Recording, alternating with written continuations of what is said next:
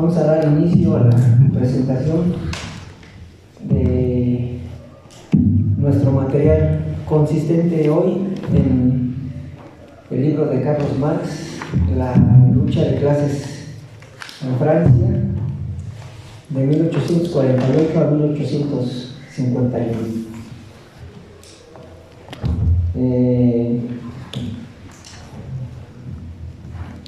Primero que nada, muchas gracias por su asistencia a esta presentación.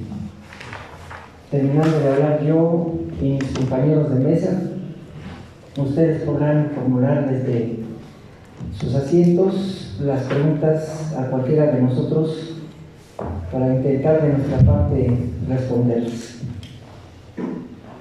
Mediante este evento damos a conocer formalmente a los lectores en general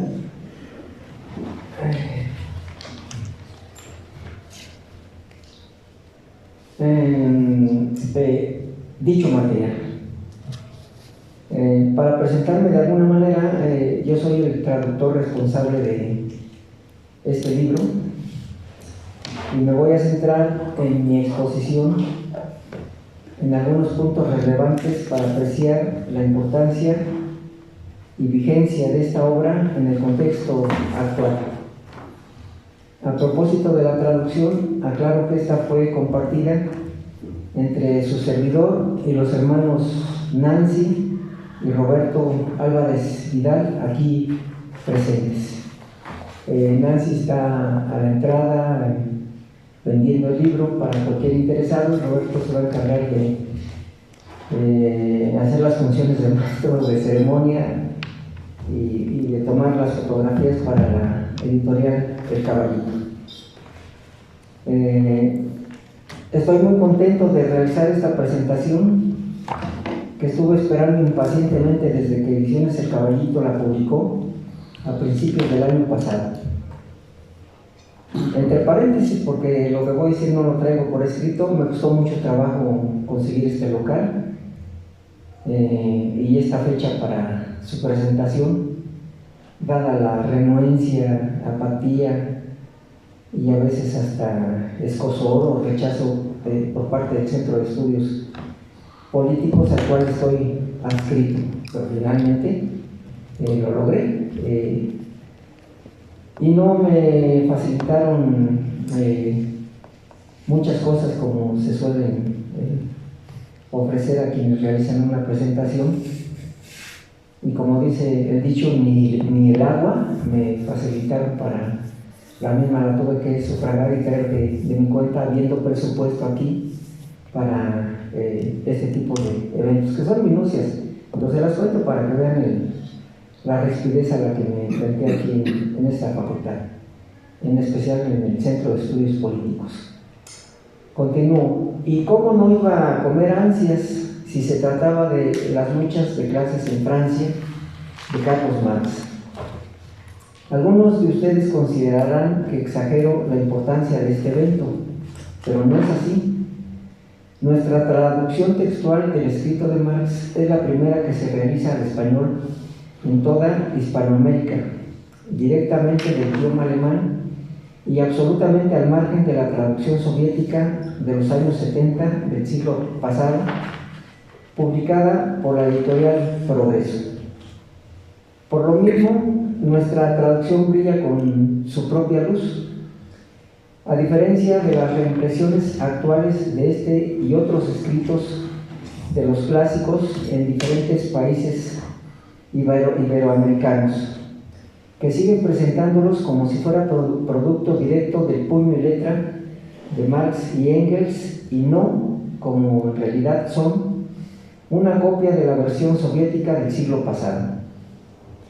¿Cuál fue el problema incubado en la traducción al español de la editorial soviética Progreso que nos obligó a prescindir de ella en su totalidad?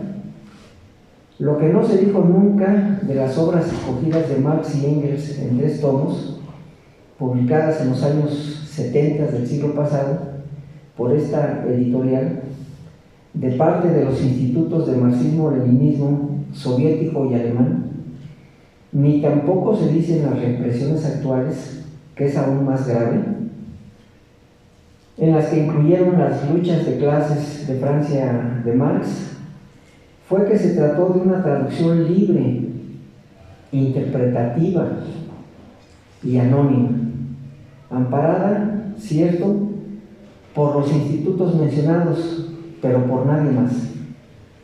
Bastó que se publicaran con la impronta o firma de dichos institutos para considerarla veraz, confiable e inapelable.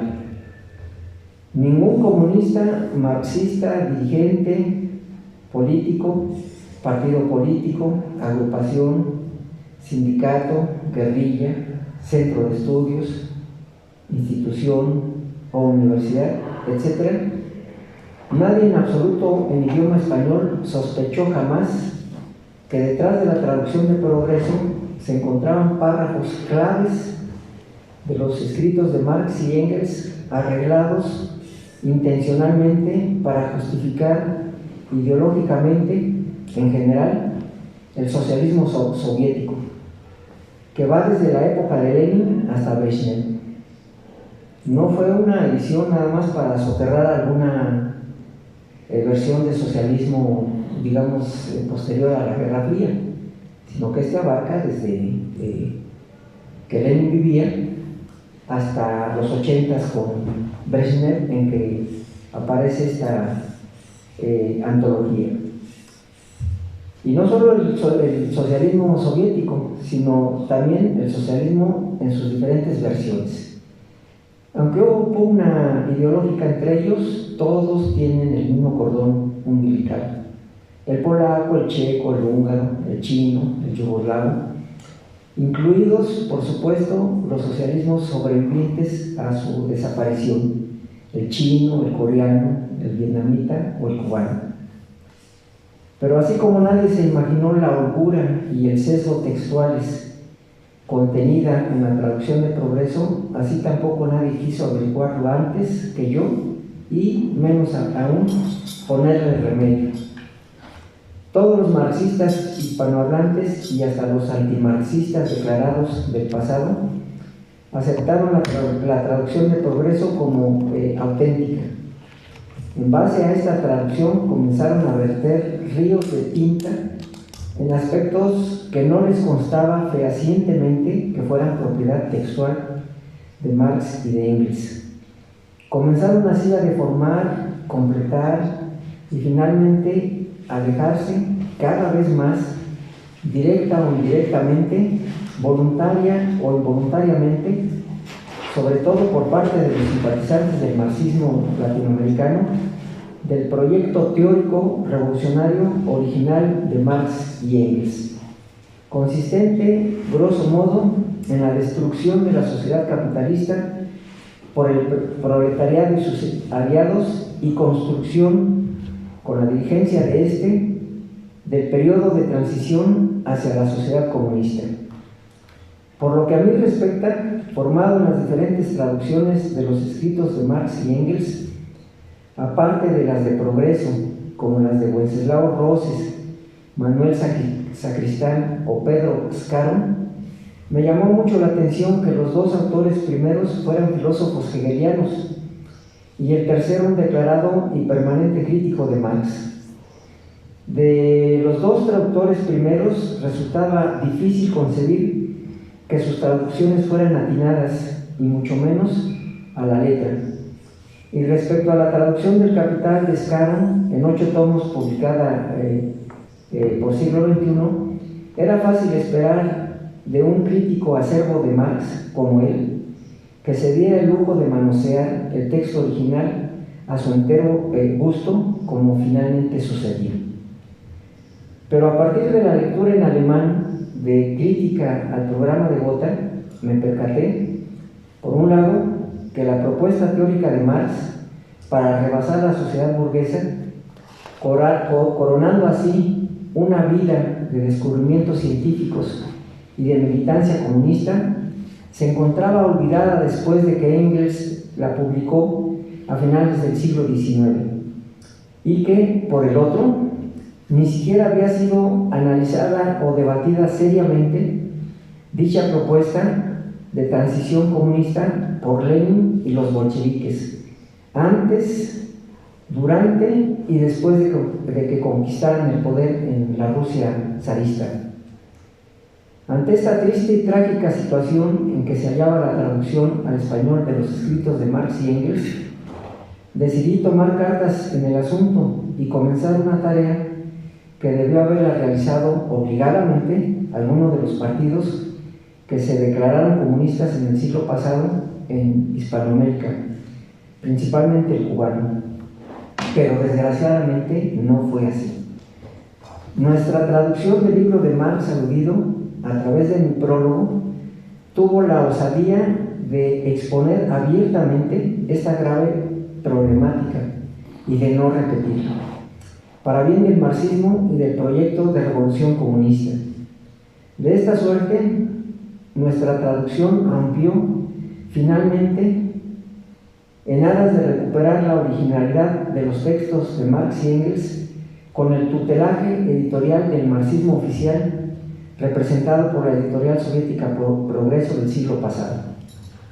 El problema de la traducción de los escritos marxistas, como estoy exponiéndolo, no se limitaba a la transgresión textual de los escritos de Marx, sino mucho peor, a su contenido político. Pero haber rebasado de mi parte el esquema interpretativo de la traducción de Progreso, que organizó editorialmente el proyecto marxista para justificar el socialismo a la soviética, es decir, el capitalismo de Estado, no garantizaba aún recuperar el ideario original marxista, que va de la destrucción del capitalismo dirigido por el proletariado y sus aliados a la fundación de la sociedad comunista en su primera y segunda etapa, como en su momento precisará Marx. Faltaba aún vencer el segundo escollo. Faltaba conocer a fondo otro enfoque editorial de las obras de Marx y Engels, nacido en Alemania poco antes de la debacle socialista, pero amamantado con dinero imperialista después de consumar esta.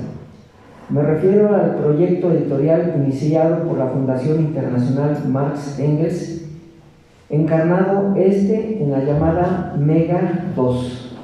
Mega son las siglas de Marx, Engels, Gesamt, Ausgabe en alemán, que en español no cuesta trabajo pronunciarlas, como lo hice hace un rato con Mega, o edición completa de Marx, Engels. Si el texto base para publicar de mi parte las obras de Marx y Engels no podía ser el de la editorial Progreso, por lo antes dicho, ¿de dónde tenía yo que tomarlo? La respuesta era una de dos: o de las publicaciones soviético-alemanas, como la Mega 2 y la MEU, siglas de Marx, Engels, Werke. MEU tampoco cuesta trabajo pronunciarlo, recordar en español. Y la otra, o de la edición que al parecer continuaba después del colapso del socialismo en Europa Oriental, la labor de difusión del arsenal marxista. En pocas palabras, ¿qué se propuso editorialmente esta Mega llamada 2? Suplantar el proyecto revolucionario comunista de Marx Engels, forjado a lo largo de sus vidas, con uno enteramente revisionista, encaminado a mostrarlos como parte de la filosofía idealista alemana, del discurso democrático burgués y de las reivindicaciones socialdemócratas en general.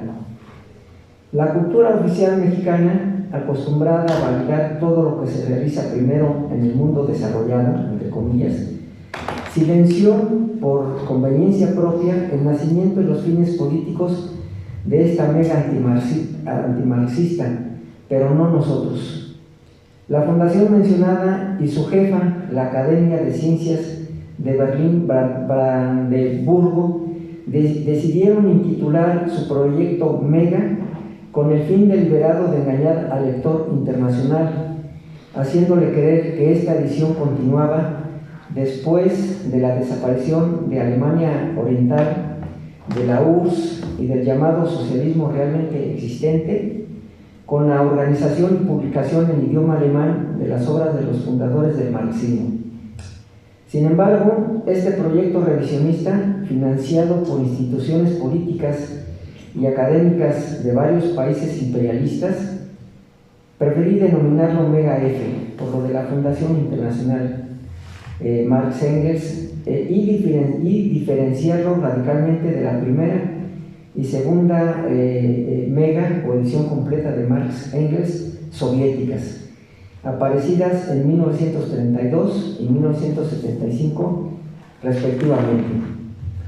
Tenemos así que, por muy antitéticas que parecieran las publicaciones del Progreso en español y la de Mega F en alemán, tuvieron en común haber bloqueado el desenlace natural de la magna obra de Marx y Engels hacia el comunismo, con valladares editoriales de perfil revisionista, reorientándolo hacia el capitalismo de Estado o hacia la justificación del capitalismo imperialismo multinacional de estos tiempos.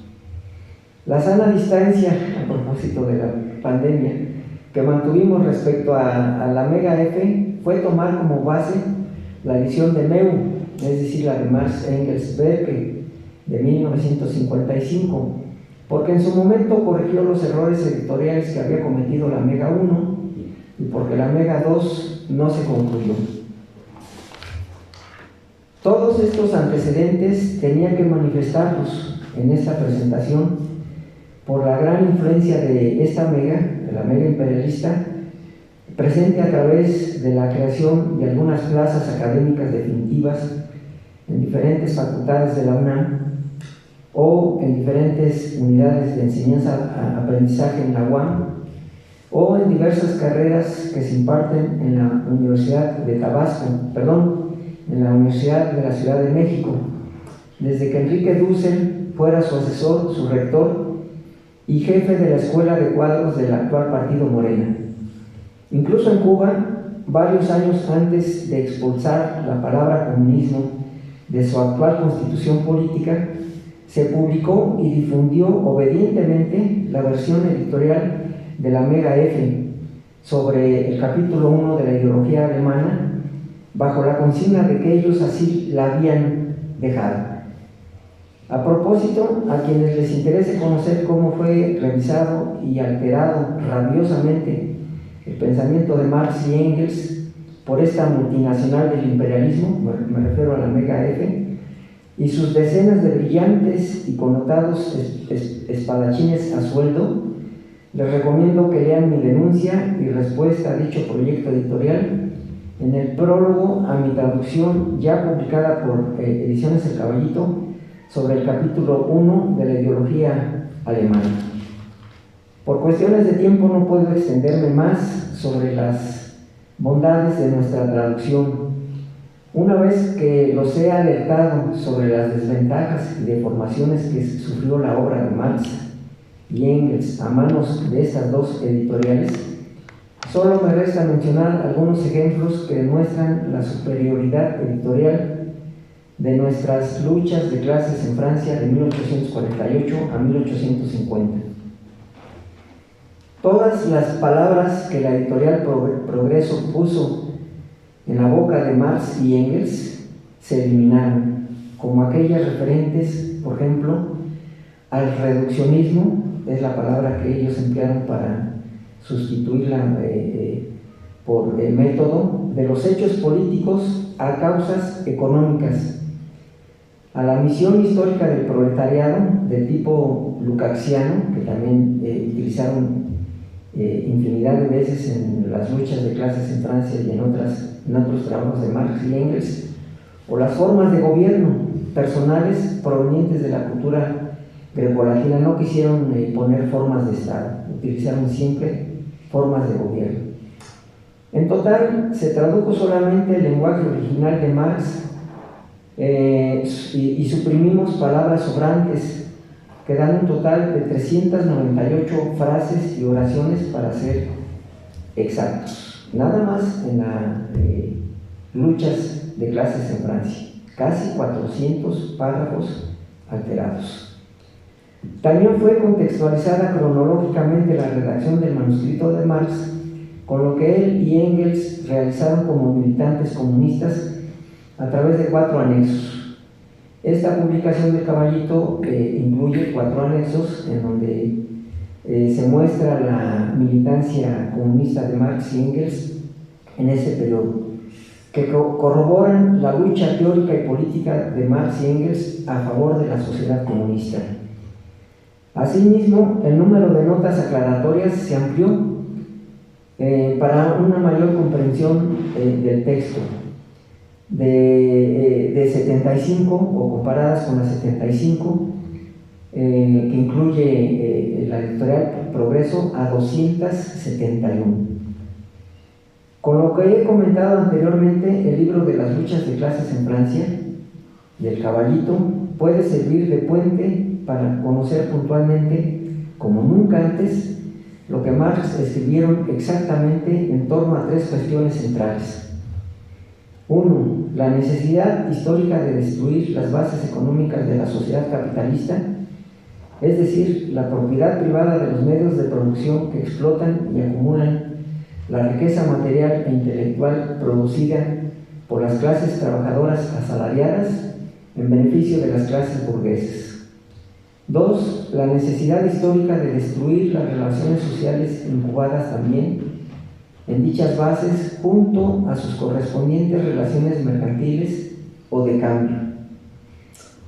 Y 3. La creación de la sociedad comunista que pone fin a la propiedad social burguesa y recupera todo el plustrabajo creado por los trabajadores en su beneficio, no una parte de este como pasó en el socialismo del siglo pasado o actual, a través del mercado vigente.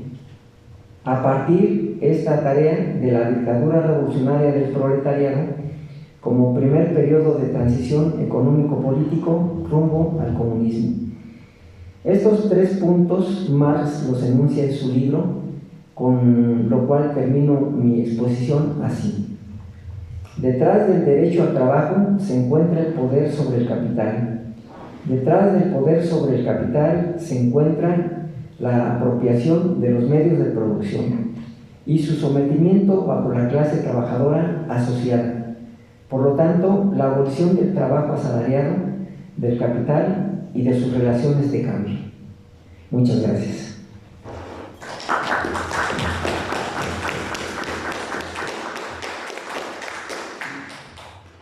Paso la palabra al doctor Carlos Belti Cháñez para continuar. Brevemente voy a dar algunos datos de su perfil académico para que se enteren de sus actividades. Él es investigador titular del Instituto de Investigaciones Sociales de la UNAM.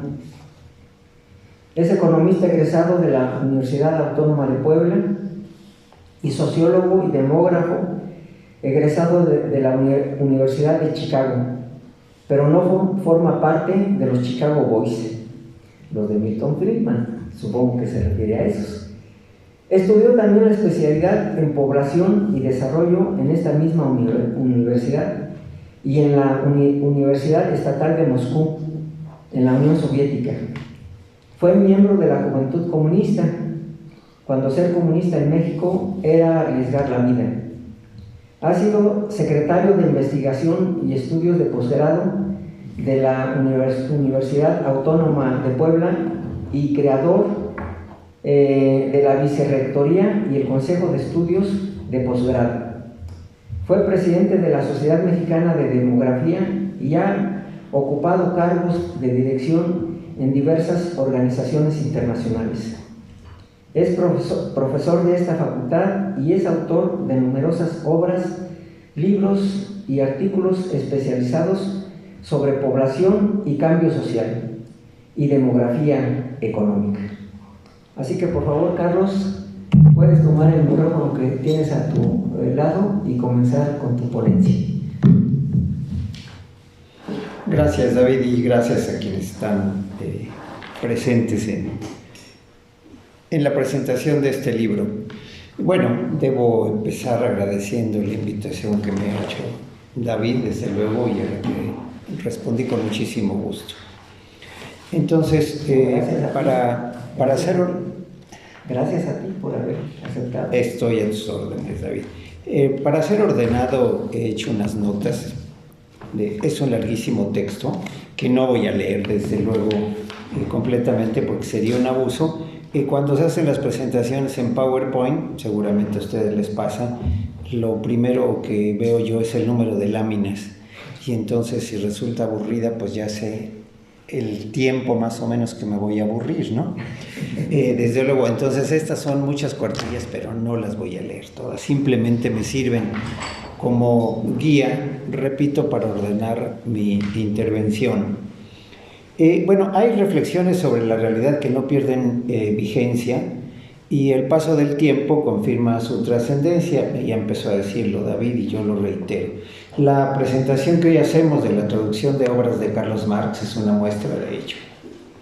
Pero por cierto, no imaginé que iniciaría esta presentación recordando parte de la letra de una canción de Víctor Jara, que mi generación conoció en su juventud y que muy probablemente no la conozca una proporción importante de los jóvenes o no tan jóvenes presentes.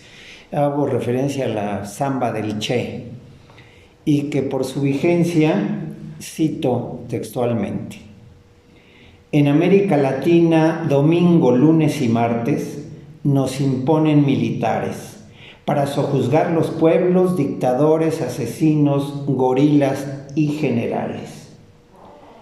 Y al recordar esta canción me pregunto si hoy cualquier parecido con la realidad es mera coincidencia. En la coyuntura actual está plenamente justificada una relectura de los teóricos del cambio social, cualquiera que sea su posición, pero en este caso desde la perspectiva del materialismo histórico, en los textos originales y no en la interpretación de sus traductores, difusores, discípulos, críticos o incluso oportunistas que los utilizan para parecer progresistas o cualquier combinación de estos caracteres que he mencionado. Los manuales, no me había puesto de acuerdo con lo que iba a decir David, pero aquí coincidimos, los manuales y material de difusión del Partido Comunista de la Unión Soviética o las obras del tipo de Marta Harnecker, similares a los catecismos, no solo el difundido entre nosotros de Jerónimo de Ripalda, sirvieron a través del adoctrinamiento a simplificar las ideas de Marx y a limitar su lectura crítica, porque ésta se convertía en crítica de los partidos hegemónicos en aquellos momentos en la URSS o en China. Los catecismos, David, por cierto, nunca se referencia a quién los tradujo. Entonces, toda proporción guardada, pues eso me hizo recordar lo que había puesto con tu intervención. Las condiciones que impone el conocimiento limitado o el desconocimiento de la lengua original en la que fueron escritos estos textos constituye sin duda una limitación objetiva que solo puede superar su traducción con los riesgos de interpretación que esto supone. Yo lamentablemente disfruto la literatura que es escrita en este idioma o en inglés, entonces cuando leo en alemán, pues sobre todo a autores como Mann, pues me siento muy limitado, desde luego, incluso con mis conocimientos de alemán. Aceptando estos riesgos, celebro la traducción que han hecho David Álvarez y colaboradores de los textos de Marx que hoy se presentan. Esta presentación permite celebrar la vigencia de sus ideas sobre el cambio social como herramienta para explicar la realidad y que por su naturaleza, es decir, instrumento o herramienta para el análisis, debe ser, por cierto, continuamente sometida a crítica y contraste con los fenómenos sociales que analiza y las situaciones que no visualizaban en el siglo XIX y que hoy estamos viviendo, y concretamente con la globalización, que impone nuevas condiciones y que Lenin ya percibía o anunciaba en su obra el imperialismo, fase superior del capitalismo.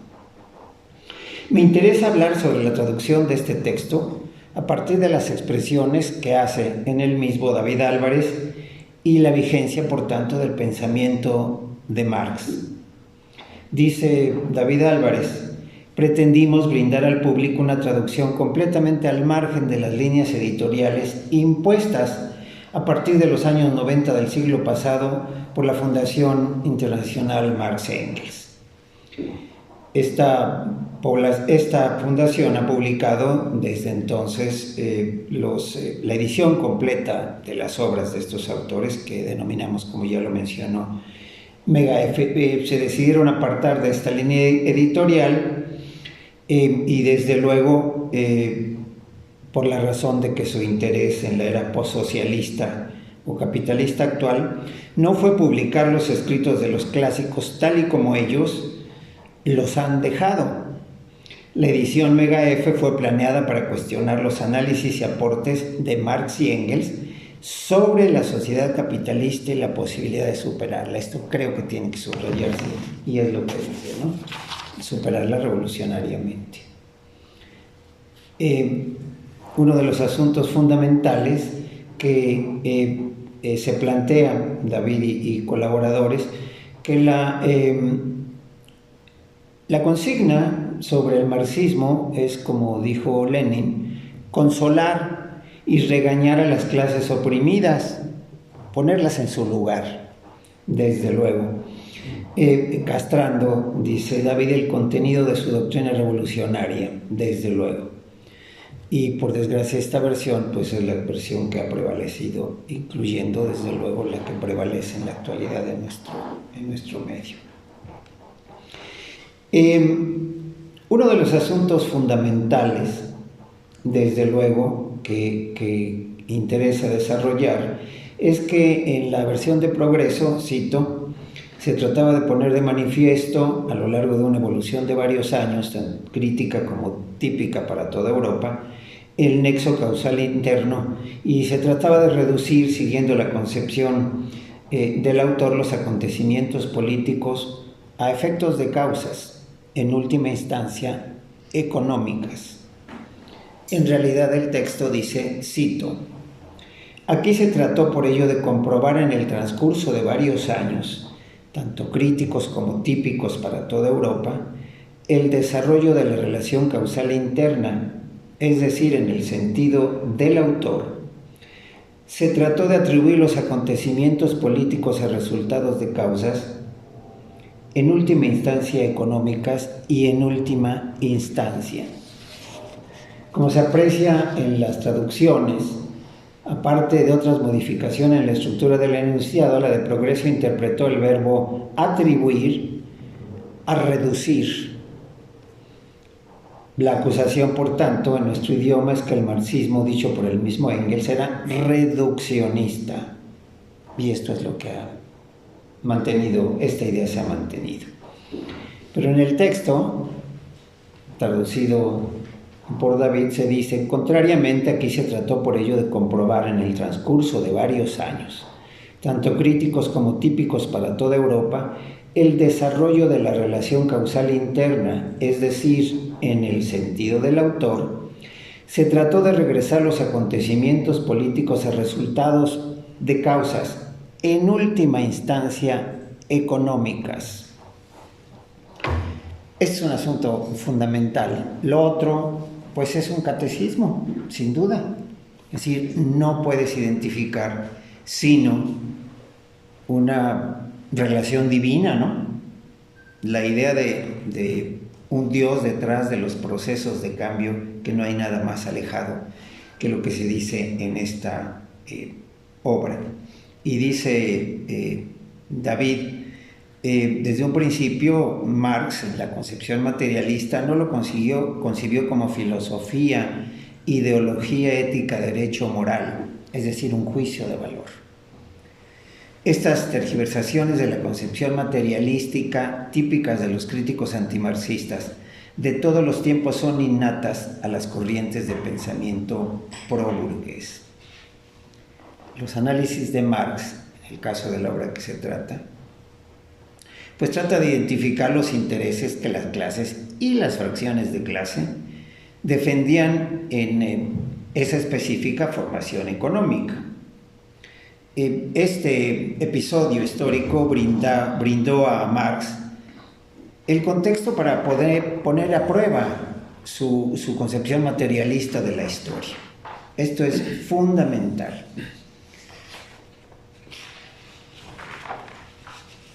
Un segundo mérito en la obra es que se acuña el concepto de dictadura de la clase trabajadora, como puente precisamente entre la dictadura de la burguesía y el inicio de la sociedad socialista comunista. Este es, en la visión de David, que comparto, un elemento conceptual que representa otro mérito adicional del escrito. Pero continúa un análisis que me parece que debe ser discutido permanentemente en los cursos a los que hacías mención hace un momento, David, y muy específicamente te referías a la crítica al programa de Gotha, la obra de 1875, ¿no? Sobre todo, cito, tomando en cuenta algunos acontecimientos de trascendencia mundial de las décadas más recientes. El socialismo soviético no pudo superar las relaciones de cambio capitalistas que lo llevó, eso y no otra cosa, a su desintegración. Y como mencionó en mi presentación, muy amable David, yo viví en un mundo que ya no existe, que es el mundo de la Unión Soviética. Viví en la Unión Soviética. La dirigencia, continúo con lo que dice David, la dirigencia del socialismo chino decidió zambullir a la población trabajadora de su país gustosamente en las relaciones de mercado, creando un imperio inédito bajo la égida del capital, el modelo ideal del capitalismo. Sin duda. Continúa David, los socialismos del siglo XXI rechazaron desde luego la apropiación de los medios de producción que lleva a la revolución proletaria y la abolición del trabajo asalariado como del capital. Y hace referencia David, el marxismo comunitario pregonado desde el gobierno boliviano indigenista, entre comillas David, secundó este mismo rechazo y prefirió convivir con el enemigo en casa, en un estado plurinacional. Finalmente, continuó este proceso, fue interrumpido por la intolerancia de la burguesía internacional, no solo nacional, mediante el golpe de Estado de noviembre de 2019. El socialismo cubano es otro caso, desde luego, que se va adaptando al entorno internacional, es decir, a la globalización. Este es un elemento que no está visualizado en la obra de Carlos Marx. Y repito, no es desde luego una visión esta de suponer que se iba a adelantar al futuro, pues es suponer que tiene las capacidades, con todo lo que eso significa, o que tenía Nostradamus, nada más lejos de esto, ¿no? Después de esto que dice, que me parece que subrayo David en el libro, veamos lo que dice Engels en la introducción a la lucha de clases, que me parece que es un texto inmejorable. Dice Engels, esta obra, reeditada, constituyó el primer intento de Marx para explicar un fragmento de la historia contemporánea mediante su concepción materialista de una situación económica existente. En el manifiesto comunista, sigue Engels, la teoría fue aplicada a grandes rasgos a toda la historia más reciente. Y hace referencia a los trabajos de la Nueva Gaceta Renana, escritos tanto por Marx como por Engels, y hace reiteración de este asunto de las últimas instancias.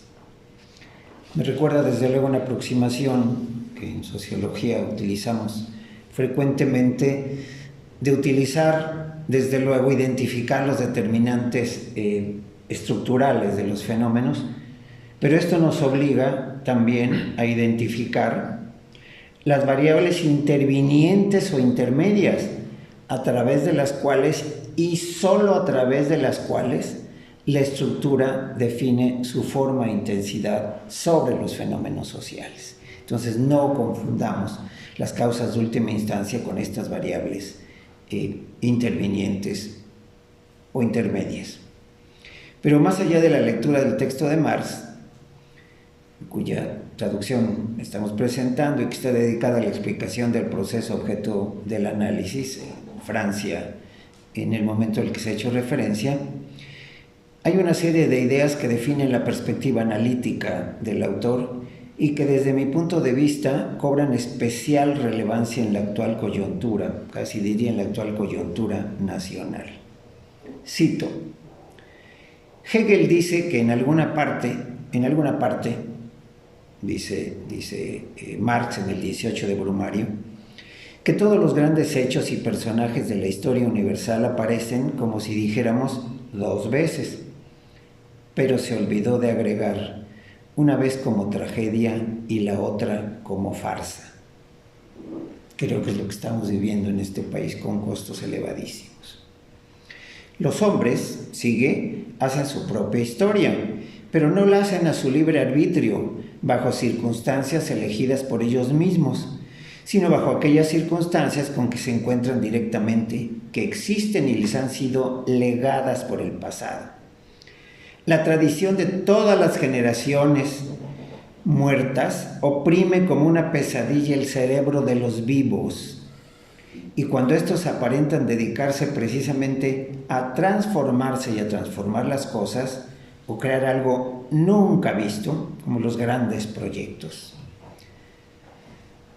Es precisamente cuando conjuran temerosos en su auxilio los espíritus del pasado, toman prestados sus nombres, sus consignas de guerra, su ropaje, para con este disfraz de vejez venerable y este lenguaje prestado representar la nueva escena de la historia universal. Describir lo que fue la Revolución de 1848 puede servir, incluso, toda proporción guardada, para comprender la situación actual en el mundo y en este país. Las referencias que hace Marx a lo que sucedía en aquel momento y que me recuerdan desde luego muchas de las instrumentaciones de las medidas que se toman ahora, pues pueden repetirse muchas veces, no voy a hacer referencia a todas ellas, pero hay una parte interesante que hace referencia a la creación de la Guardia Nacional, entre comillas, en aquel momento, ¿no? Con la creación de batallones formados por personas jóvenes de 15 a 20 años de edad. Este era el lumpen proletariado de aquel momento. Entonces, hay otro aspecto importante sobre lo que hacía la monarquía en ese momento. Su necesidad financiera, dice Marx, estaba subordinada desde el principio a la alta burguesía, y su dependencia de la alta burguesía se volvía la fuente inagotable de una creciente necesidad financiera. Imposible supeditar la administración del Estado al interés de la producción nacional sin realizar el equilibrio en el presupuesto, el equilibrio entre los gastos y los ingresos del Estado. Fíjense ustedes cómo se repite la historia permanentemente. ¿Y cómo realizar, dice Marx, este equilibrio sin la restricción de los gastos del Estado? Es decir, sin herir intereses que eran otros tantos apoyos del sistema dominante y sin regular de nuevo la distribución de impuestos. Es decir, sin transferir incluso una parte importante de la carga de los impuestos en los hombros de la alta burguesía. La reforma fiscal está permanentemente negada en situaciones como la que vivimos en este país en el momento actual. Continúa hablando Marx de lo que representaba el endeudamiento del Estado, que era el gran negocio, desde luego, la fuente de enriquecimiento de la gran burguesía, y desde luego su objeto era la especulación. Cada nuevo préstamo ofrecía a la aristocracia financiera una nueva oportunidad para estafar al Estado. Parecería que la historia, repito, nuevamente se repite. En aquel momento se hacía constante referencia a la fraternidad. Se generaba una, dice Marx, generosa borrachera de fraternidad. Todos promoviendo que nos diéramos abrazos y no balazos. Lo que se promovía, por cierto, en aquel momento era una salida, enfrentar una parte del proletariado con otra. Como ahora, enfrentar una parte de las clases mayoritarias con la clase media.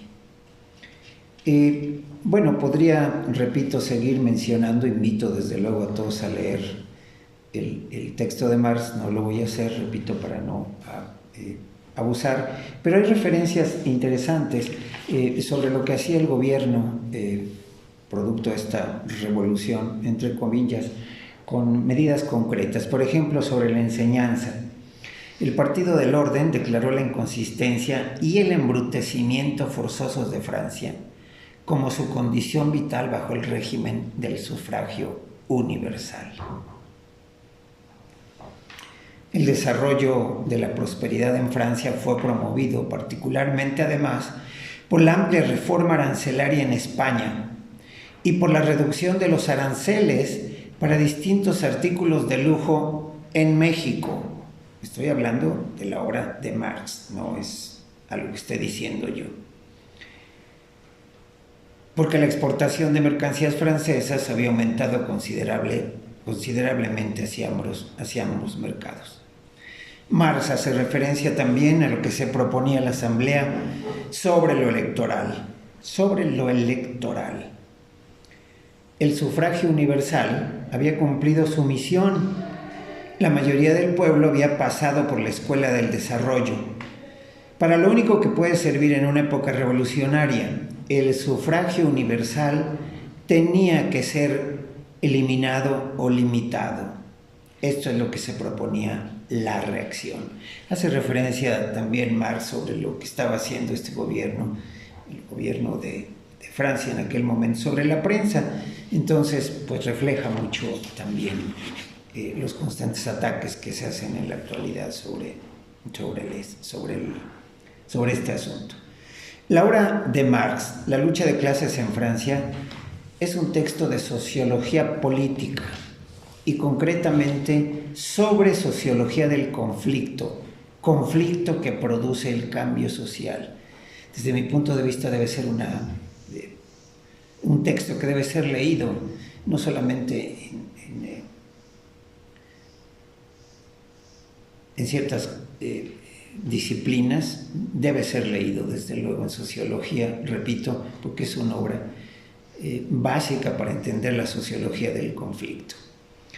Tan válida es la aproximación científica para explicar el cambio social a partir de la contradicción entre fuerzas productivas y relaciones sociales de producción, que en la segunda mitad del siglo XX, reitero esto que he dicho en otras presentaciones, David, el neoinstitucionalismo económico la utiliza, adaptándola a la visión liberal para explicar el cambio producto de la contradicción que define las relaciones sociales como los arreglos institucionales, es decir, las normas, y las fuerzas productivas como el progreso científico y tecnológico, sin hacer mención, desde luego, a la existencia de clases sociales y conflictos de clase, que en última instancia son el motor de las transformaciones sociales. Por eso los abrazos no funcionan mientras no se resuelvan los conflictos entre las clases sociales. Gracias por su atención y gracias, David.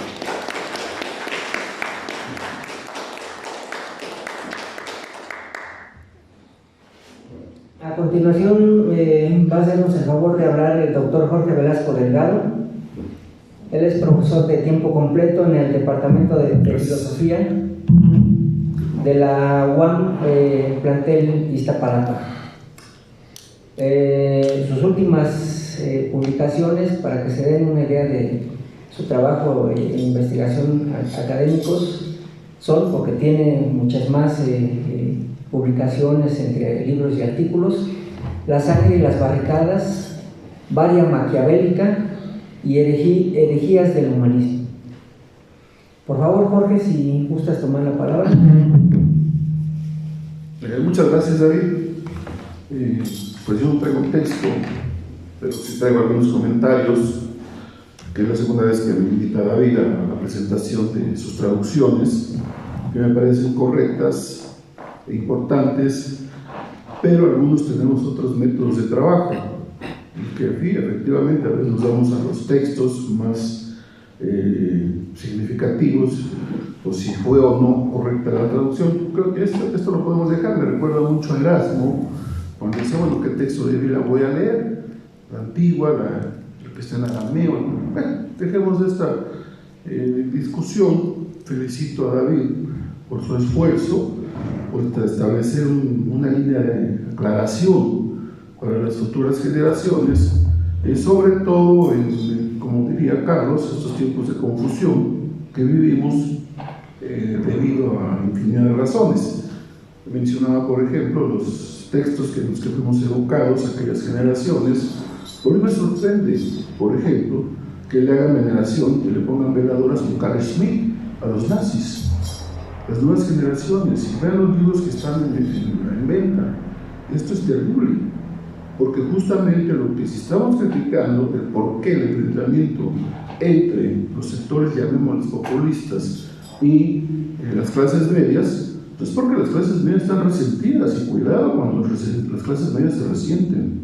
Y esto significa efectivamente que la lectura y la traducción que hace David me parece correcta, en cuanto que sí hay algo muy importante, pero me parece que el marxismo en general, en sus querellas bizantinas, se ha perdido. ¿Por qué? ¿No? Empecemos con esto de la lucha de clases en Francia. Yo me aboqué y escribí este libro, que comprende el ciclo revolucionario de 1789 a la Comuna de París. Y hay una paradoja histórica, que muchos hablan de los péndulos de la historia, el péndulo de la historia, acción y reacción, revolución y contrarrevolución, y que depende muchas cosas de cómo es que actúa la reacción frente a una revolución. Decimos, bueno, de alguna manera, mientras más intensa es una revolución, más violenta es la reacción, que es el caso que traeremos, el caso de la Revolución Rusa y el nazismo, que no es casual tampoco. De ahí que yo siempre diga, y les menciono, ¿no? El tema de nuestro tiempo es el imperialismo. El problema de nuestro tiempo es el fascismo y el enmascaramiento que hoy tiene con el neofascismo. Y cuidado porque nos la pasamos dándonos golpes de pureza y de repente volvemos a caer en el problema de los llamados errores históricos de las direcciones de los objetos de los partidos y donde estuvo realmente el misterio de la derrota. ¿No? Pues bueno, la derrota, la paradoja que uno habla, la paradoja que plantea en este texto, siguiendo a autores interesantes, como Starobinsky, que no es necesariamente marxista, pero sí nos propuso este modelo de acción del péndulo, ¿no? Es decir, pensemos este caso, lo que dice, bueno, sí estamos de acuerdo, lunes, martes y miércoles hacemos tal cosa y luego vienen los generales, ¿no? Pues piensen ustedes qué son los generales y qué son los ejércitos también. Nosotros crecimos con la mentalidad de un ejército represivo. Esa fue nuestra mentalidad, ¿no? Porque fue lo que vivimos en el 68, etcétera, etcétera. Y siempre tuvimos ese problema, la guerra sucia, ¿no? Los textos que en aquel momento, yo recuerdo, por ejemplo, mi generación, teníamos casi, no como materia obligatoria, pero sí como una concepción particular de nuestra forma vital de pasar esa experiencia, el estudio de las revoluciones. ¿Por qué tenemos que estudiar las revoluciones? Porque tenemos que aprender de las derrotas. Pero como diríamos, la experiencia es algo así como un peine para un calvo. No se aceptan las experiencias. Y la experiencia que nosotros tenemos, tratando de transmitir incluso en nuestras clases o en este tipo de eventos, las generaciones aparecen como sordas, ¿no? Pues estamos intentando ver. Y ahora es muy interesante, por ejemplo, el caso del revisionismo. Del revisionismo que se da justamente antes del ascenso del nazismo, y el revisionismo que se está viviendo, por ejemplo, con la derrota del 68. ¿Qué fue, a fin de cuentas, el neoliberalismo? Pues la derrota del 68 y la renuncia de los grandes intelectuales, muchos de ellos marxistas, que salían como Foucault con Jean-Paul Sartre a vender el periódico, con las manifestaciones. ¿Y qué ocurrió? Pues que Nietzsche le ganó a Marx y Heidegger le ganó a Engels. Sí, pero si estos eran la reacción, decían, estos son los textos de la reacción. Y de repente el Nietzsche que nosotros leíamos, que era para espantar curas, de repente se convierte en el abuelito bueno de la modernidad. Y Heidegger, el santo apóstol, ¿no? Heidegger casi lo bendicen. Y la discusión que tenemos con los heideggerianos, si él era un nazi, hecho y derecho. ¿Y por qué esta mentalidad, ¿no? Y los postmodernos, que se pusieron muy de moda, que parece que ya van para afuera, pues también tuvieron ese problema. Renunciaron ¿a qué? A lo que estamos encontrando en el texto. ¿Cómo entender una coyuntura histórica como es el movimiento revolucionario que se da en 1848 a 1852? Una coyuntura específica que en efecto viene el 18 Brumario, el golpe de Estado, la matanza de la Comuna, y que Marx está insistiendo, no luches con, ¿cómo podemos decir? Como dice el dicho, ¿no? No metas vino nuevo en barricas viejas, ¿no? Es decir, y nos quedamos con los esquemas de lucha de esas generaciones, y estos ya no funcionan, porque nos quedamos, como diría Enzo Traverso, no sé si lo podemos colocar como un neomarxista, pero Enzo Traverso es que nos quedamos con la melancolía y rumiando la derrota, tanto de estas revoluciones como la caída del socialismo, tratando de ver dónde estuvo la pata chueca o si el gato tenía tres patas. Y esto es lo que nos lleva a un desgaste a veces, ¿no? Lo que habla el texto es demostrar la derrota para que aprendamos la lección histórica, pero insistimos, la experiencia no nos contribuye mucho. Y por eso quedamos a veces como, pues quedamos un poco en una situación particular, ¿no? Como hace rato mencionaba, pues bueno, yo recuerdo, por ejemplo, por qué está tan cercana o por qué se discute tanto la decolonización, ¿no? Y la de decolonización, pues bueno, esto, ¿qué es lo que se está discutiendo? ¿No? Cuando uno dice, bueno, vamos a tumbar la estatua de Colón, ¿para qué? ¿Por qué mejor no enseñamos a las nuevas generaciones quién fue Colón? ¿Y cuáles fueron las consecuencias históricas? Independientemente si él traía en la cabeza matar indios. Sí, tenemos que también entender la historia. Y por eso sirve el materialismo histórico y lo que sería la filosofía de la praxis, al menos, pues de alguna manera sigue siendo la visión del mundo más que nos da mayor claridad sobre los hechos históricos, tanto del presente, lo que estaremos viviendo, como del problema del pasado. ¿Cómo entender ese pasado? Sin mistificarlo, sin valorizarlo y sin andar cambiando de perspectiva, porque él cambia de perspectiva, ¿no? Ahora tuve una discusión con una profesora allá en Aguam, Porque cuando les digo, bueno, yo me sigo asumiendo como marxista, no, eso ya pasó de moda. Perdón, no es un problema de moda, es un problema de convicción, y de convicción vital. No es un problema de que pasé por la universidad y vestía guaraches y morral. No, es un problema de convicción, bueno, que ahora ya nos vestimos de head profesor. Pero es un problema de una convicción de toda la vida. Asumido ese tipo, claro que nos cambia, la situación ha cambiado y muchísimo, ¿no? Porque no es lo mismo salir a la calle, que te van a dar de golpes y vas a dar de golpes. ¿Por qué derechos humanos hay ahí? Y si llegan los fascistas, van a ver, esos no andan con derechos humanos, ni libertades, ni nada. Pero piensen lo que está pasando. Ahí está Italia, ahí está Europa. ¿Qué gobiernos tienen ahorita? Y recuerden que el fascismo utiliza los mismos métodos democráticos para avanzar, ¿no? Yo voy a una manifestación y resulta que el Estado me protege, el gobierno me protege. Oye, pero si ya era al revés la cosa. No al revés, sí, que tienes que cuidarte y si venían los granaderos, pues teníamos no íbamos ahí con que mira, me dieron un coscorrón, ¿no? ¿Por qué dedican tanto tiempo a las manifestaciones feministas? Piensen lo que es tiempo de televisión, sin cortes comerciales, 5 horas seguidas, y piensen lo que está ocurriendo, ¿no?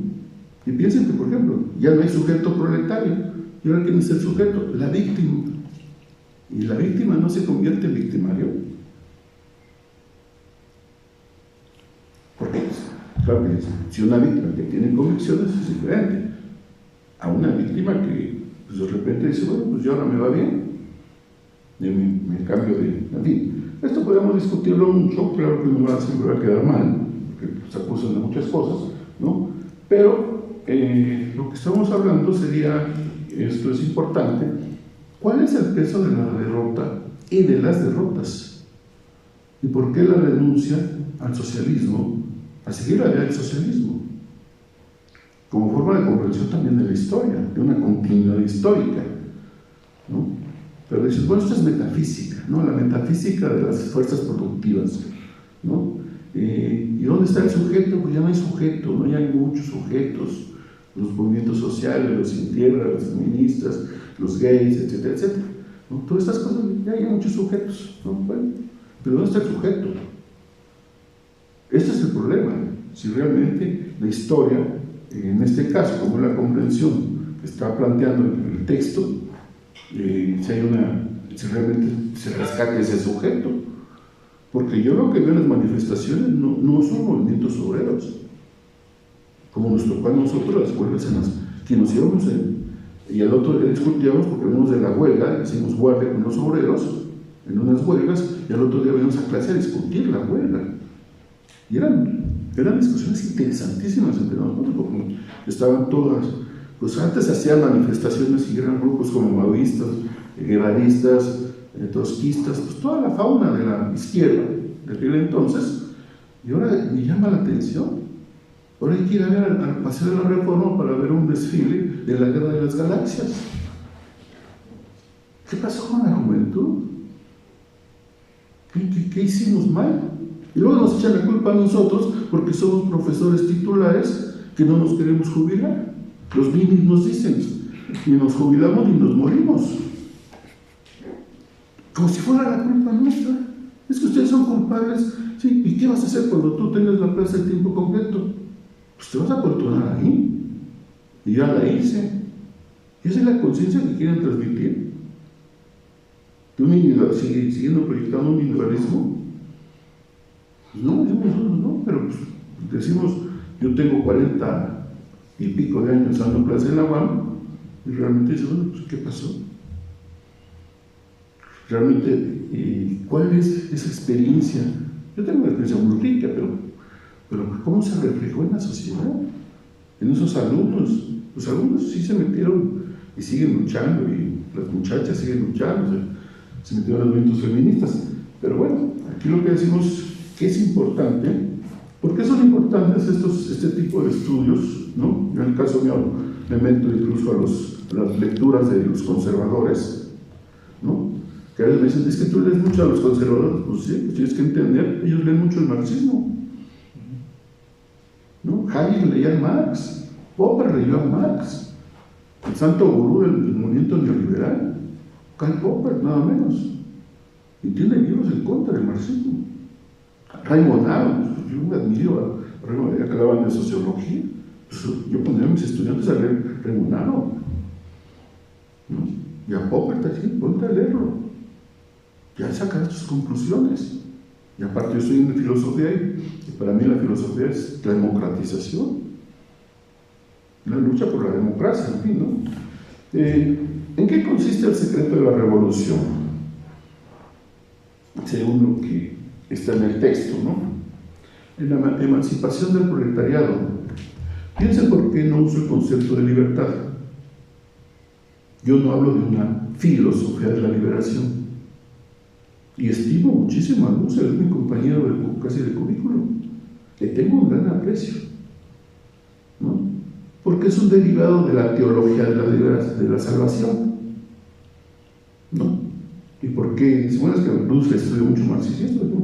Una cosa es estudiar el marxismo y otra es el marxista. Y marxismo de otro tipo. Por eso hablamos de emancipación de la clase obrera, que en su proyecto de universalización, como lo mencionan, pues implica la liberación, la emancipación del género humano. Porque la libertad la tenemos, la autonomía quizá la tenemos, ¿no? Al menos, como digo, amigo, pues tú eres libre, pero no eres autónomo, porque yo te mantengo, ¿no? Y dice, pues sí, ¿no? Así está la cosa. Pero en fin, ¿no? Yo creo que hay que rescatar ese tipo de textos. Felicito a David y a todos los que participaron del mismo, ¿no? Porque sí es un esfuerzo, pero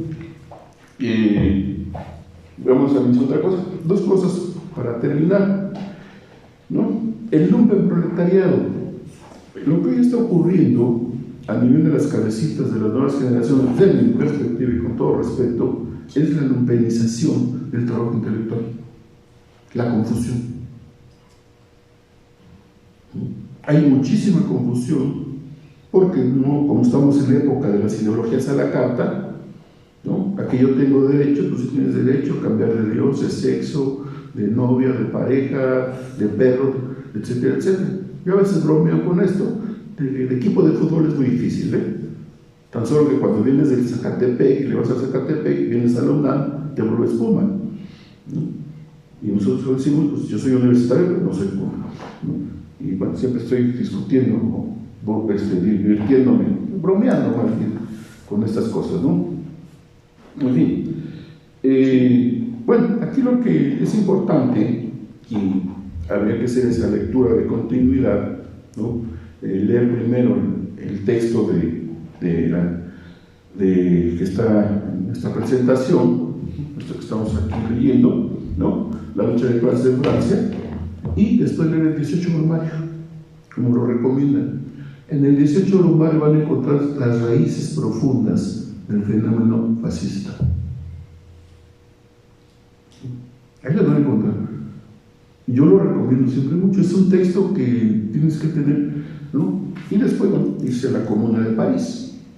Los textos que hablan de la Comuna de París, porque ¿por qué se menciona 1848?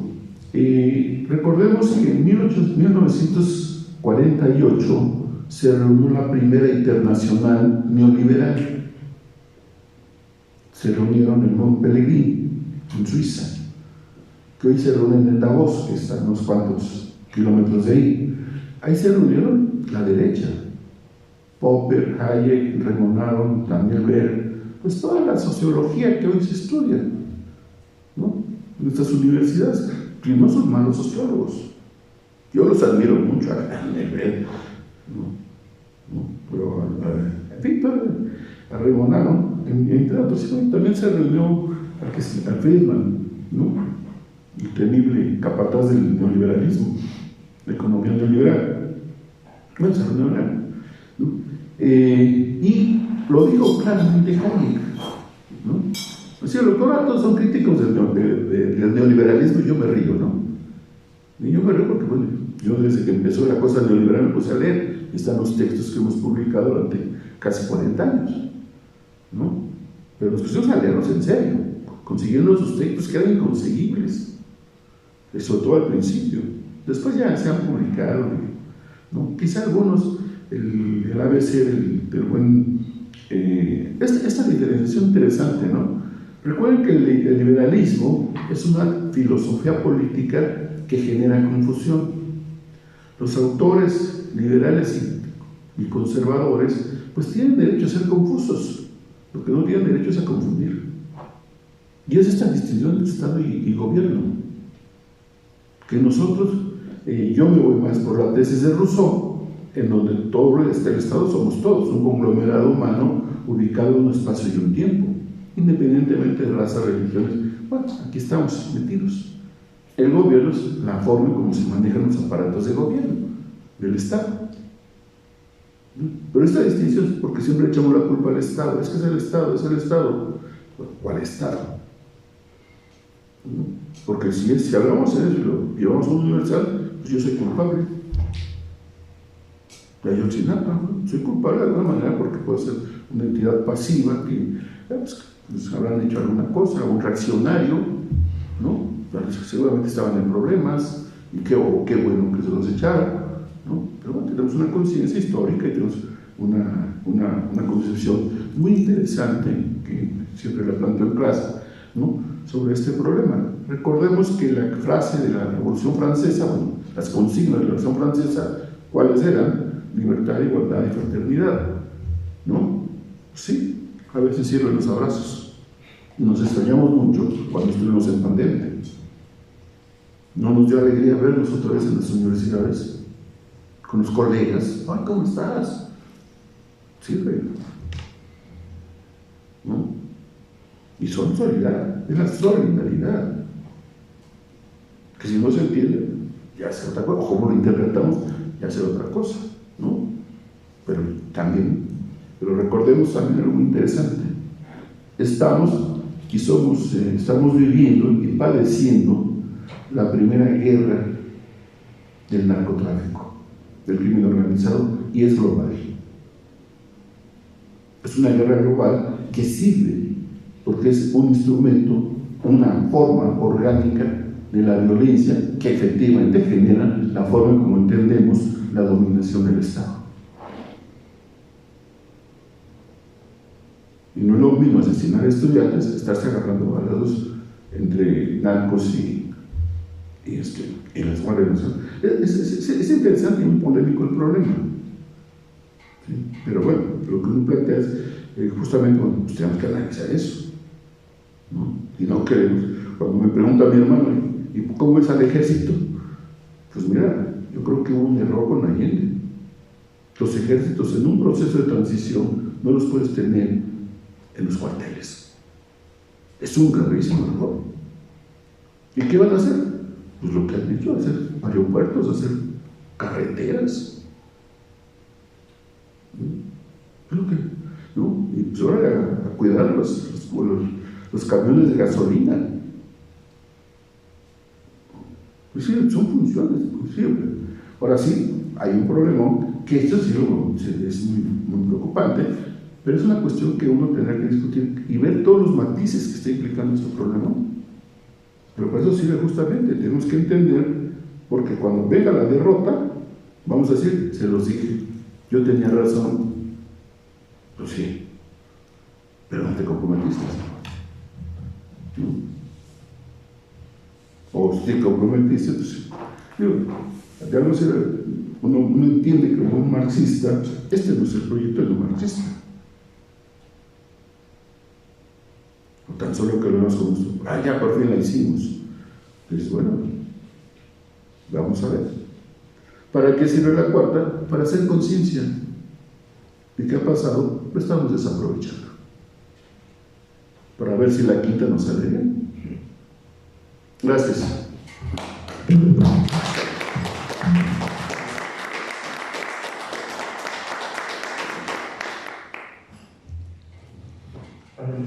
Jorge. Termina la presentación el maestro Daniel Díaz Juárez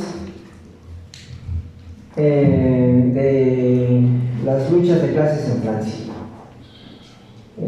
Por favor, Daniel, toma la palabra y el micrófono.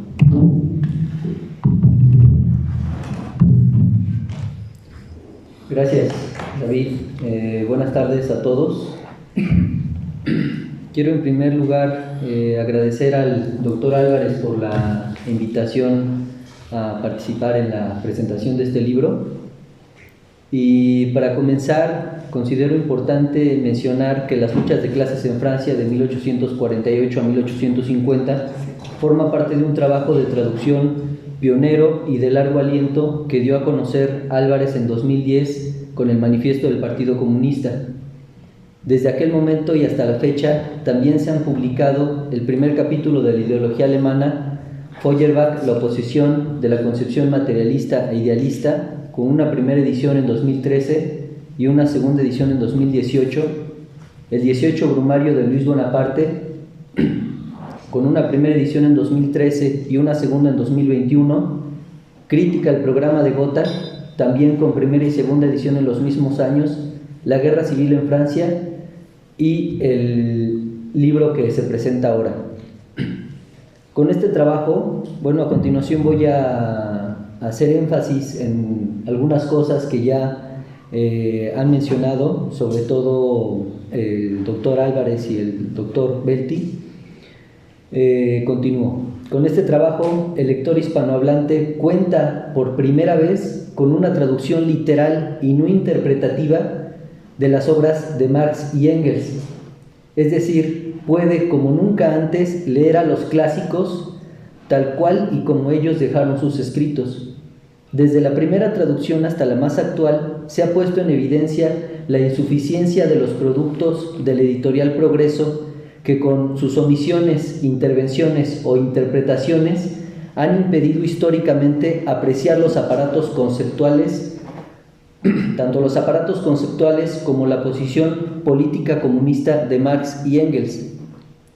Pero además, a través del trabajo de Álvarez y sus colaboradores, hemos podido conocer el papel revisionista y antimarxista que la actual Fundación Internacional Marx y Engels tienen en la edición de sus obras completas, lo cual ya mencionaba el doctor Álvarez y que puede verse en su respuesta a la Fundación Internacional Marx y Engels de la segunda edición al primer capítulo de la ideología alemana.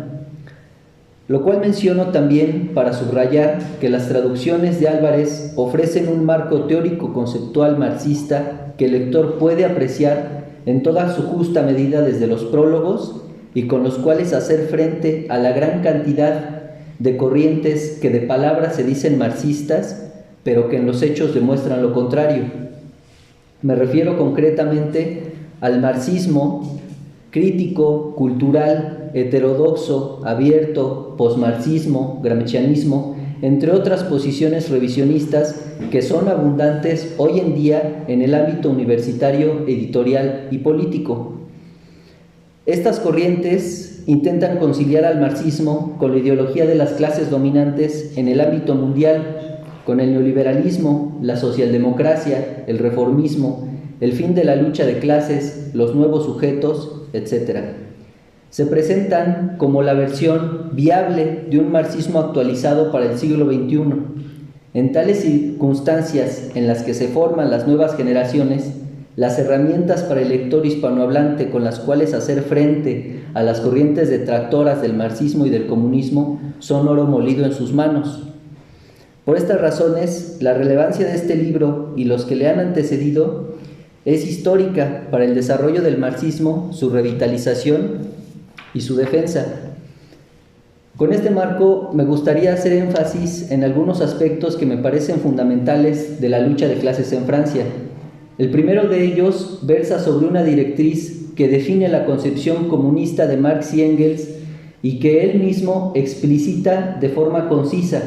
Me refiero al concepto de dictadura de la clase trabajadora. Al respecto, esta contempla la apropiación de los medios de producción, la abolición del trabajo asalariado y sus correspondientes relaciones de cambio. Esta concepción central para el socialismo-comunismo ha sido históricamente objeto de sus detractores, como nos muestra el propio Álvarez en el prólogo, haciendo referencia a Otto Lunin, con quien Marx discutió y refutó. Sin embargo, también podríamos sumar a una veintena más de autores que tuvieron que deshacerse de dicha concepción para salvar al marxismo de sus crisis. Por ejemplo, los posmarxistas Etienne Balibar, Luis Althusser y Perry Anderson, por referir los de mayor renombre, pero también de importante repercusión durante el siglo pasado para América Latina. La obliteración a la dictadura de la clase trabajadora ha sido tan evidente que cuando los marxistas latinoamericanos reunieron sus trabajos en conmemoración de los recientes 200 años de Marx y de Engels y valorar en ellos su vigencia ante los problemas actuales, no hubo un solo escrito que al menos de manera tangencial rescatara esta concepción. Me refiero al libro Marx 200 años, presente, pasado y futuro, publicado en Buenos Aires a cargo de Claxo, y a nuestro Engels, así titulado, libro digital del editorial Muchos Mundos Ediciones, ambos publicados en 2020, y en los que figuran autores como Enrique Dussel, Elvira Concheiro, García Linera, Michael Lowy, entre otros, que actualmente son voceros del revisionismo. Los temas centrales, en cambio, en estas obras fueron colonialismo, democracia, feminismo, ecosocialismo, literatura, arte, religión, filosofía, entre otros. Y no es casualidad que el revisionismo haya intentado sepultar la dictadura de la clase trabajadora como directriz del socialismo-comunismo, pues ella enfrenta directamente los pilares del capitalismo y propone en su lugar la realización de los intereses de las clases trabajadoras. Sin embargo, es necesario decir que este concepto se construye en esta obra como resultado del análisis de las relaciones sociales, económicas y políticas concretas, extraídas del estudio de determinadas luchas de clases, y no como resultado de una creación subjetiva sobre lo que sus autores consideraran fuera mejor para las clases trabajadoras. Es decir, su concepción socialista comunista se construye sobre la base del materialismo histórico. El lector puede encontrar desde el prólogo a este libro los elementos para construir una brújula que marca el norte indiscutible entre el socialismo marxista y los socialismos del siglo XXI, a los cuales también David en su presentación aludió y que expone en su prólogo, que no han pretendido tocar ni un ápice las relaciones de producción capitalistas, la propiedad privada de los medios de producción, la producción de valor capitalista, el trabajo asalariado, el poder político en manos de la burguesía, etc. Pero no solo eso, pues las luchas de clases en Francia ofrecen un riguroso análisis de los enfrentamientos entre las distintas clases y sus fracciones por el poder político y su consecuente representación de intereses de clases en el Estado, proceso acelerado, como nos dice Marx, por la plaga de la papa y las malas cosechas de 1845, así como por la crisis general del comercio y de la industria en Inglaterra. Engels reitera en su introducción que el conflicto entre las distintas clases parte del método materialista cuando dice, cito, de allí que, por ello, el método materialista tendrá que limitarse aquí frecuentemente solo a atribuir los conflictos políticos de las luchas de intereses de las clases sociales y fracciones de clase halladas, dadas por el desarrollo económico, y mostrar a los partidos políticos individuales como la expresión políticamente adecuada más o menos de esas mismas clases y fracciones de clase. Termina la cita. Es decir, los conflictos de clase se muestran en esta obra como resultado de los intereses antagónicos que se desarrollan en las relaciones de producción capitalistas derivadas de dos fuentes primordiales: la propiedad privada de los medios de producción y la división del trabajo. La burguesía financiera, industrial, republicana, la pequeña burguesía, el campesinado y la clase trabajadora son prueba de ello. Sus intereses de clase están anclados al proceso de producción capitalista francés de 1850 y se expresan en el terreno político a través de su organización en partidos diferentes.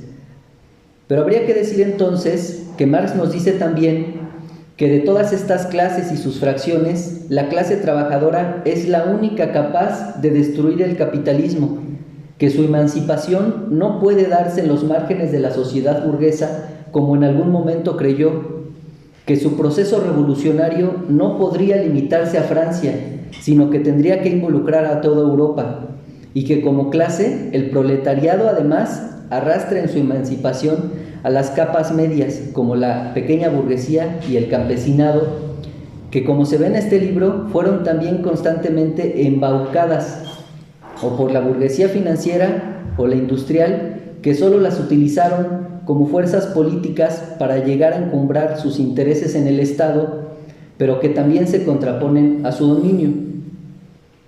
Cito: sin embargo, el trabajo asalariado constituye la organización burguesa del trabajo existente. Sin esta no hay capital, no hay burguesía, no hay sociedad burguesa.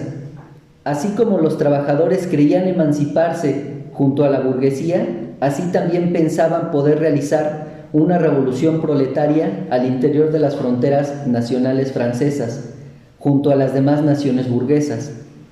Pero las relaciones de producción francesas están condicionadas por el comercio exterior de Francia, por su posición en el mercado mundial y por las leyes del mismo. ¿Cómo tenía que romperlas Francia sin una guerra revolucionaria europea que contraatacara al déspota mercado mundial, a Inglaterra? Termina la cita. Las luchas de clases en Francia ponen en evidencia que independientemente de la forma de Estado, sea esta monárquica o republicana, prevalece la dictadura de la burguesía. Mientras no haya destrucción de la sociedad burguesa que somete los intereses del resto de las clases en beneficio de su eternización en el poder, las luchas es decir, por más reformas que haya al Estado de tipo capitalista, pues siempre van a prevalecer las contradicciones de clase. Las luchas del proletariado francés se encargaron de descubrirlo al desenmascarar una y otra vez que la República de la Libertad, Igualdad y Fraternidad no podía conciliar los intereses de todas las clases, sino hacer prevalecer el orden burgués y sus intereses. Marx va mostrándonos en los distintos pasajes de este libro el funcionamiento del Estado capitalista, su relación con las fracciones dominantes y su representación política, la naturaleza de su aparato jurídico-político, su relación con la bolsa, el crédito y la recaudación de impuestos, el monopolio de su uso de la fuerza, en suma, el control del poder político de la burguesía a través del Estado. El marco conceptual es claramente identificable con esta traducción. Por lo anterior, para terminar, puedo concluir que la traducción de las luchas de clases en Francia revitaliza un escrito fundamental de Marx, además actualmente inexistente en las librerías mexicanas, y pone en nuestras manos una obra con la cual se pueden conocer las bases del socialismo-comunismo de los clásicos, pero también un marco conceptual para el estudio de las clases sociales, el Estado y el poder político basado en las relaciones de producción capitalistas, con una sección además de anexos hasta ahora desconocidos en idioma español que apoyan al lector en su conocimiento sobre la vida de Marx y Engels como comunistas y dirigentes de la clase trabajadora.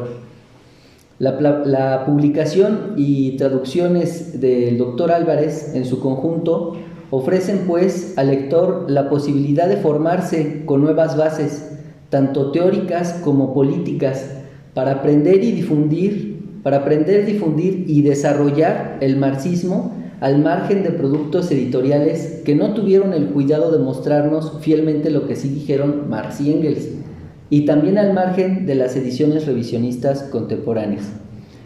Muchas gracias. Gracias.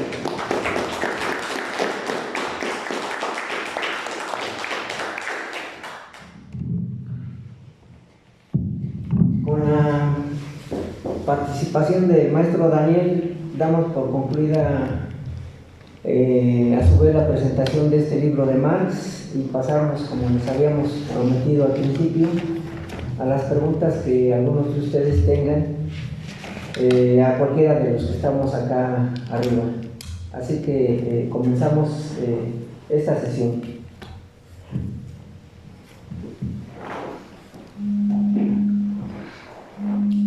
¿Preguntas?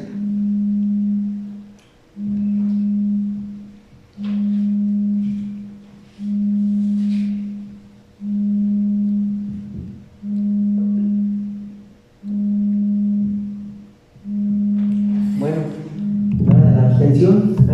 Adelante, compañero.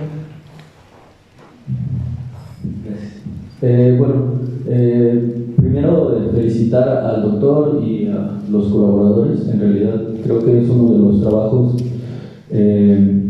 pues más importantes, sobre todo actualmente, no solamente de este libro, sino de los otros que se van a presentar, por todo lo que mencionaban, ¿no?, en su participación.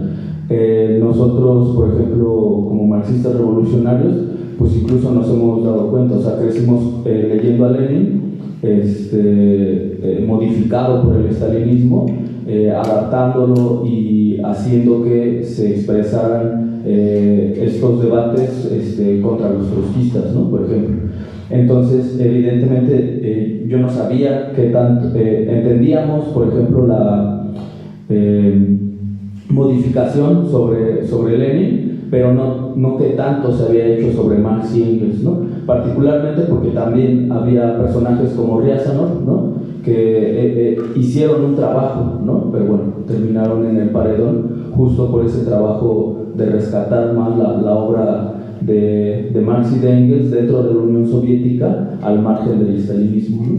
Entonces, creo que eso por una parte, ¿no?, resaltar esta importancia. Del otro lado, un poco nos entristece un poco lo vacío del escenario, del aula.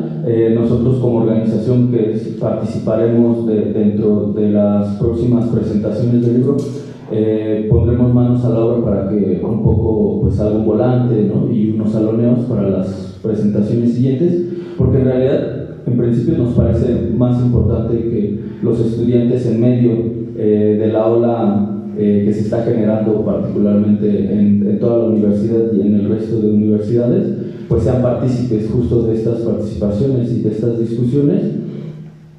Y pues un poco celebrar justo ese trabajo. Y pues del otro lado,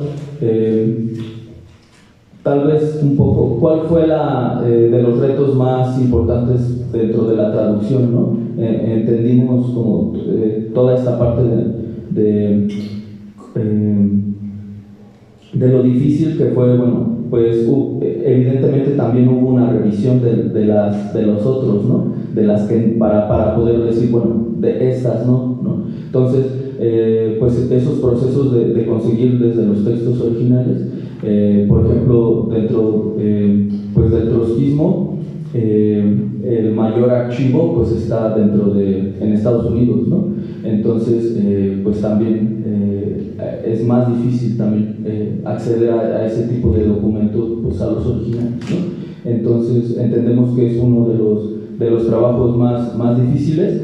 Y creo que no hay nadie aquí de Ediciones del Caballito. Nosotros particularmente lo conocemos porque también han impreso libros que nosotros leemos, ¿no?, sobre todo para la formación política y la discusión, y es de celebrarse que en principio pues se retomen todos estos trabajos y un trabajo tan ampliado, ¿no?, como los diferentes libros. Y pues eso.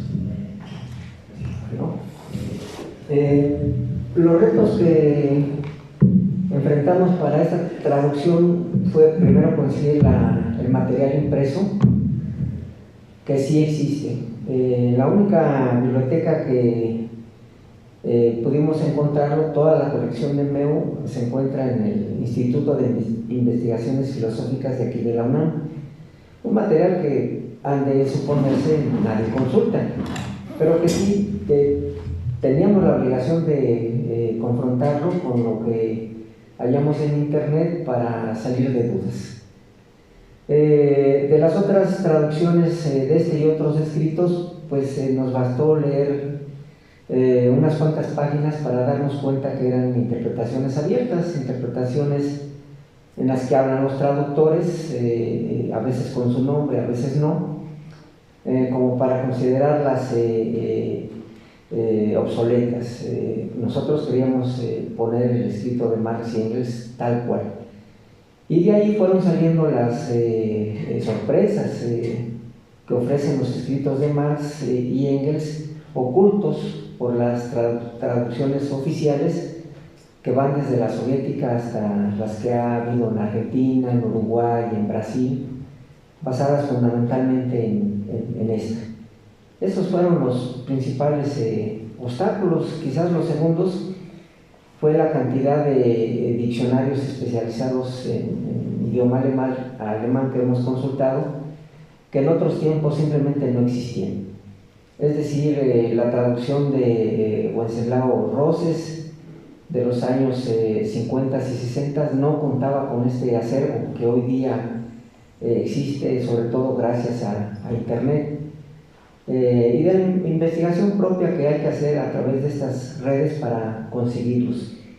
De tal manera que mucho lenguaje figurado, Marx y Engels son muy complejos de traducir. Engels en particular es un personaje muy ducho, muy amplio, con una capacidad cultural impresionante y con un estilo alemán muy particular, en donde se emplea mucho lenguaje figurado que no se encuentran en cualquier diccionario.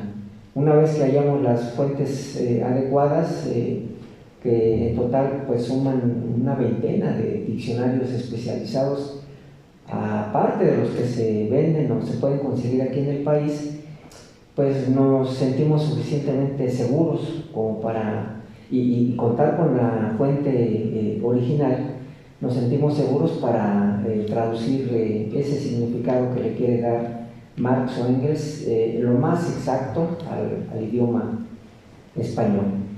De la difusión del evento, pues hicimos lo que pudimos. Se invitó a las redes aquí de la facultad, de la UNAM, se publicó en Gaceta, pero no es extraño, al menos para mí, esta repercusión, porque los estudiantes hoy día están en otra onda, están en otra dimensión, en otro nivel. Sin embargo, a pesar de todo ello, por eso comencé hablando en mi exposición, que yo sí estaba muy contento y muy satisfecho de haberlo hecho, porque representa un logro que quizás para el futuro, más adelante, fructifique, pero ya se comenzó con un pie. Ya el material está, se hace la presentación, se hacen las alusiones necesarias a la misma, y a ver qué nos depara el mañana o el futuro respecto a estas publicaciones.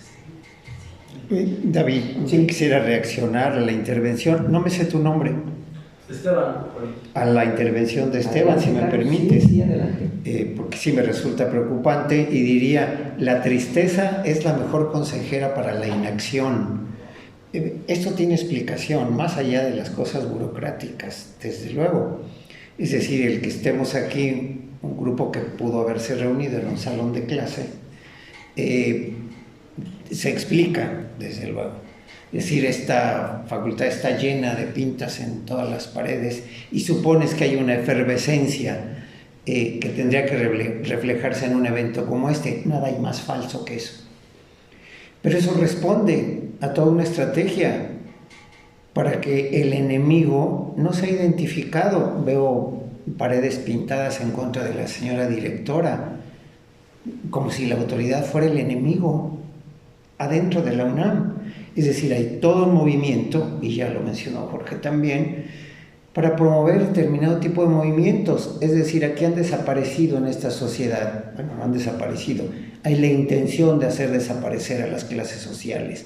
Es decir, aquella diferenciación de género, de etnia y de clase social ha querido ser borrada.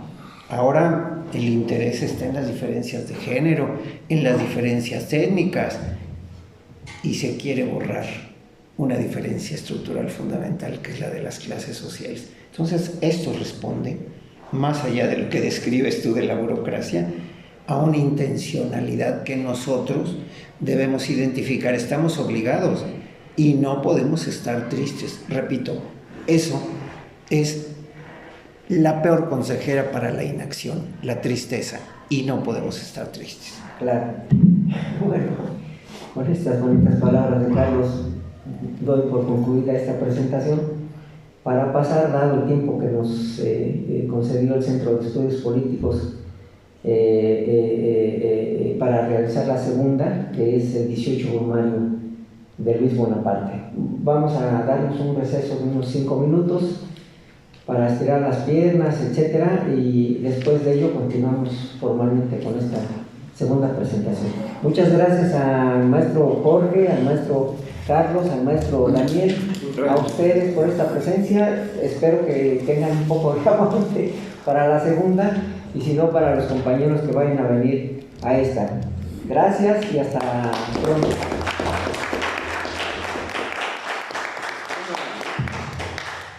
Un comercial, vamos. Si me Sí, permiten. Jorge. Traigo estos libros, los voy a donar a la biblioteca.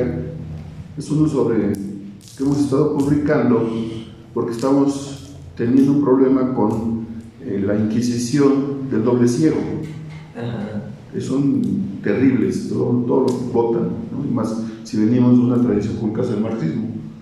Es un libro sobre Carl Smith, hay que criticarlo, hay que estudiarlo, ¿no? Uno sobre estamos en un proyecto de recuperar ciertos autores marxistas olvidados, como Rodolfo Mundolfo, y que escribimos sobre la lucha de clase en Francia, ¿no? Si quieren, le pueden dar sus correos electrónicos, porque lo estamos distribuyendo gratuitamente en la red. Bueno. Porque que también esos libros los pagamos con nuestro dinero, con nuestras becas que nos da la UNAM y el SNI. Bueno, yo me encargo de hacer para los voluntarios que quieran darme su correo, Sí, esa lista, te la paso, y yo te exactamente, la luego mando. de distribuir este material a los interesados de mi parte. Yo me ofrezco Sí, como te mando un intermediario. correo para... Bueno, Te bueno, mando a ti. 5 minutos Bien, de receso. gracias.